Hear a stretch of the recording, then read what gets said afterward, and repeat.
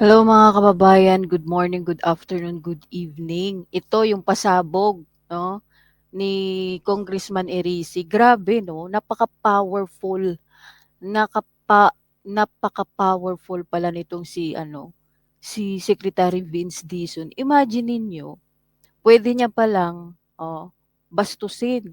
'Di ba, pambabastos 'to yung sinabi niya na, sinabihan niya si Congressman Erici na isi-zero ang budget ng kanyang distrito. S Tingnan niyo kung gaano sila kung gaano nila binabastos na porket nasa nasa posisyon sila, makapangyarihan sila, sa kanila ngayon yung, suporta ng mga pulitiko diyan karamihan, 'di ba? Porket, kini-criticize ni Congressman Erice 'no, si President Bongbong Marcos gano'n na yung gagawin. Kaya pala yung iba 'no, na talagang hindi talaga nagsasalita kasi ganito kawawa yung kanilang mga mamamayang Pilipino, yung ordinaryong mga Pilipino, yung nagsasakripisyo, yung kawawa. Pakinggan natin si Congressman Erice kung bakit sinabi bakit sinabi niya na i-zero ko yung budget mo. Dapat i-ano niya 'to, tawag dito 'pag magkaroon na ng umpisa na ng budget hearing, tanungin niya kung bakit niya nasabi yun. May karapatan ba siyang sabihin yung mga ganito? Mayabang din pala 'to si Secretary Vince, akala ko mabait. O pakinggan natin si Congressman Divisti galing sa The Spoke Billionario Channel. May Doon tali sa, ka. siguro yung 15 lang na tiningnan ko, dalawa lang yung natupad. Ano yung dalawa? Of course, yung Pogo. Okay. Yung banning ng Pogo. Pangalawa, sa tingin ko, although siguro half-baked, yung tungkol sa education, na-promote yung mga teachers bago mag-retire. Oh, at may least, 85. Okay, yun, 85,000. mas okay yun. Pero in terms of, Patungkol 'to sa SONA mga kababayan kung ano yung take niyo, kung ano niyo yung take niya dun sa SONA ha. Dalawa daw lang yung naipasa, yung Pogo. Pero wala din naman nangyari kasi lalong lumala yung problema ng online sugal sa Pilipinas, 'di ba? Naging Pigo na. Inalis nga yung Pogo na naging Pigo naman, 'di ba? Pati yung sa mga teacher. Oh, yun lang daw yung natupad. classrooms, Pareho pa rin. Mahina. Oo. 160,000 pa rin yung Wala, hindi lang naman wala. sa kanya kasi during the time of President Pinoy, zero backlog na tayo eh. May dagdag pa. Oo, may dagdag May na. 60 plus thousand na backlog. We did 89,000. Yeah, so something ngayon ang ginawa during the time of the 6 years of Duterte, saka 4 years sa kanya, balik sa 160,000. Ano nga, So, hindi kasi lang nga, naman siya. ang daming ano diyan ang daming factors diyan. Yung issue ng corruption nga, lahat nag-ingat, lahat pabago-bago Saka yung yung mga sinabi niya program na of works. nakatipid dahil bumaba yung presyo. Hindi, binalik na yung dating presyo sa DPWH, balik na sa dati. Balik sa Which dati means- ang arrangement. O yung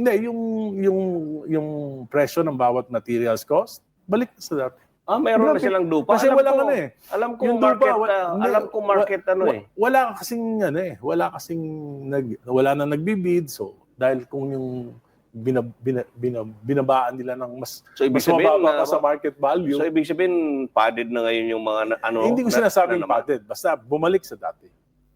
Which, ano yung Kaibigan dati? natin si Vince. Anong nakausap mo ba si Sec Vince tungkol dyan? Well, hindi ko alam kung anong ginagawa ni Secretary Vince. Hindi ko siya nakakausap. Except nung kinausap nila ako na sabi nila na ang tingin daw ng Palacios, kaya ako critic ay supporter ako ni Sara Duterte. Sabi ko naman, Imaginin mo 'no, kung ito yung ito yung mga naratibo ng mga sumusuporta sa administrasyon. Porket nagki-criticize ka sa administrasyon ni Bongbong Marcos, sasabihin nila agad DDS ka. Sa totoo lang. Paano ako magiging Duterte? Kayo yung mga Duterte, nag-aaway lang kayo. Ako, matagal na rin akong critic ng mga Duterte. Saka hindi kayo magkakasama because independent meron senator kaming, talaga to si may ano. policy difference kami. Bakit? Ano? Ano pang sinabi sa Violent war on drugs. Ano pa saka sinabi yung sa'yo ni Sec political Vince? Ano pa? dynasty. Ha? Ano pang sinabi sa iyo ni sabi Sec Vince? niya, kasi daw yung mga salita ko nakakalakas sa mga Duterte. Sabi ko, mali yan. Hindi yung nakakalakas eh. Kinakawawa nyo si Vice President Sara Duterte. Yun yung nakakalakas no, sa mga Duterte. Binugbog nyo ng binugbog yung tao. Lahat na lang binintang nyo sa kay Vice President Sara Duterte. Yun yung nagpapalakas. Lalong lumalakas yung suporta ng mga ordinaryong mga Pilipino sa mga Duterte. Punta kayo sa ibang bansa. I-try niyong pumunta sa ibang bansa at mag-gather nga kayo sa katulad ng ginawa ng mga taga-London, ng mga nasumusuporta ng mga Pilipino sa iba't ibang bansa na sila mismo yung nag-o-organize na magtipon-tipon. Sige nga, gawin niyo nga yan. Yung mga pro-admin diyan, kung makakaya niyong gawin walang pera, Huwag niyong bigyan ng pera. Hayaan niyo sila kung may sasama. Katulad nung sa London, ang dami-daming naglabas ng suporta kay Vice President Sara Duterte. Talagang nag-make time, 'di ba? Hindi nagtrabaho para lang ipakita yung suporta kay Vice President Sara Duterte. Hindi 'yun eh. Yung kaya lumalakas yung talagang suporta ng mga tao kay Vice President Sara Duterte, binugbog nyo ng binugbog. Sa totoo lang. Yun yung totoo doon. Yung mga mali nyo, yun yung nakakalakas kay Presidente Duterte. Sabi niya, ba't di mo kami Tungkol tulungan? sa projects, mayroon ba siya sinabi? Ano? Sa projects mo sa Caloocan, sa distrito mo? Hindi, ang parang gusto nila, yung nakikita ko mali, sabihin ko tama. Para magka-proyekto ko. Kung hindi, zero. Pero Imaginin mo, pag isa kang magbubulag-bulagan ka, kahit yung dignidad mo ba, yung paninindigan mo, kumbaga kainin mo na lang yung dignidad mo. Magbulag-bulagan ka kahit nakikita mo ng mali para lang magkaroon ka ng budget. 'Di ba? Ang pangit. May flood control project ka ba sa Caloocan? Hindi, wala pa nga akong proyekto kahit isa. Talaga? For 1 year, wala. Hindi, pero Zero. since 2020, pagpasok nila, naging congressman mo ngayon, wala pa? Wala, zero. Walang project at all? Wala. Dati nung nasa majority, minority, senior deputy minority. Wala pa naman kasi first time pa lang. Hindi na-release yung aking mga... Actually, yung isang proyekto, pinaliwanag ko kay Secretary Vince, yan sa C3, bumabaha dyan sa may riles ng tren eh. Okay. Yung dumadaan dyan yung mga trucks, trailers, logistics from different parts of the country to the pier support. Sa may C3. Sabi ko, kasi bumababa pagdating sa riles. So sa solution, dapat itaas yung riles para maitaas din yung kalsada. So napondohan yon sa pamamagitan ng 2026 national budget. Hindi nila ni-release yung SARO. Hindi so pa ngayong tagulan, edi Baha na.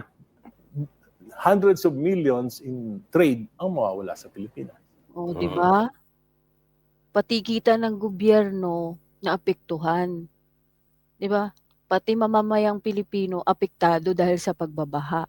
Imaginin mo dahil lang na pinupuna ni Congressman Erice yung nakikita niyang mga mali. My goodness naman, Secretary Vince. Dapat Because of politics. Wait, dahil sa ikaw ang nandoon, kaya hindi nila nilalagay Because of ang SARO? politics. Because of dahil politics. perceived Hindi na lang critic. sa siya lang yung nandoon o siya yung representative ng Caloocan. Kasi nga kritiko siya ng administrasyon ni Marcos. Kahit siguro kung iba yung nakaupo diyan at kritiko ni Marcos, ganun din yung gagawin. Politika nga. Ka? Yes. Sabi nga ni Secretary Vince, sisiruhin niya daw ako. Oh, 'di ba? Sisiruhin yung budget ng Caloocan dahil lang gano'n. Sabi Sa niya? Sinabi niya. Sabi ko nga, ano ka ba, sekretary o politiko? Sekretary o politiko. ano sabi niya? hindi. Eh, Yun ang sasabihin ko sa budget hearing. Oh, ayan. Sige. 'Pag nagkita sa budget hearing, anong masasabi diyan ni tawag dito, ni Secretary Vince? Tingnan natin kung ano yung yabang pala, tapang, mayabang na matapang talaga pala 'to si Secretary Vince. I-re-raise mo kasi I-re-raise. ilalabas na Uy, sa scoop yan dito. Hindi ko rin alam yan. Oo. So ano ang tingin mo sa kaso na ang tinitinan ng ombudsman kasi graft charges lang at hindi plunder? Sang-ayon ka ba dun sa Basta ang possible sabi ni crime? Presidente, pakukulong niya. Maya naman kayo at pakukulong niya. At hindi naman mangyayari itong budget and infrastructure anomalies na to without the Speaker, without the Senate President, and without the operation of members of the Cabinet. Pero ano yung sino alam mo mga contractors na isusunod daw sa ombudsman? May balita So, ka ba? iba na yung pinag-usapan nila diyan, mga kababayan, 'no? Ano yung masasabi niyo dito na yung isang sekretary, 'di ba, tawag dito, na magsasalita sa isang congressman, sa isang mambabatas na isilo ko yung budget sa distrito mo. 'Di ba dapat executive, legislative, judiciary, 'di ba dapat sila pantay-pantayan sila? 'Di ba? Pantay-pantayan sila, bakit siya magsasalita ng ganyan? Dapat tapos kaya nga may mga budget hearing, pinapantay-pantay kung ano yung dapat na budget ng ganitong lugar, nung ganitong lugar, hini-hearing nila para makapagbigay ng tamang alokasyon, 'di ba? Kung ano yung pangangailangan nung nung distrito na yun. Grabe 'no? Ang bastos, pambabastos 'to. Pambabastos, pamumulitika, pananakot pa din. Siyempre kapag sinabihan mong ganyan, yung ibang mga hindi man siguro, baka meron pa siyang ibang sinabihan ng ganyan, yung mga nagki-criticize sa administrasyon ni Bongbong Marcos, sasabihin din masisiro yung budget mo, 'di ba? May pananakot na masiro, 'di kawawa naman yung mga kababayan nun, yung mga constituents ng mga pinagsabihan niya. Lalong-lalo na 'to si Congressman Igay. Gano'n pala ka-powerful yung isang sekretary ng DPWH 'no, na mapagsabihan yung kanyang, kapwa-opisyal, 'di ba? Siyempre pantay-pantayan sila, palagi nilang sinasabi diyan na pantay-pantay sila, pantay yung executive, legislative at saka yung judiciary. My goodness, gano'n yung mga napapansin ng mga karamihan 'no, at isa na diyan na patunay si Kong Igay. So ayan mga kababayan, ano yung masasabi niyo dito na talagang yung mga nagki-criticize sa administrasyon ni Bongbong Marcos, ginigipit nga talaga. So ayan, God bless. Comment niyo po kung ano masasabi niyo dito. Anong masasabi niyo sa pag-uugali ni Secretary Vince, na akala ko talaga dati mabait pero may kayabangan din pala. God bless sa ating lahat. Ingat palagi, lalong-lalo na yung mga kababayan nating OFW. Ingat po tayo. Bye-bye.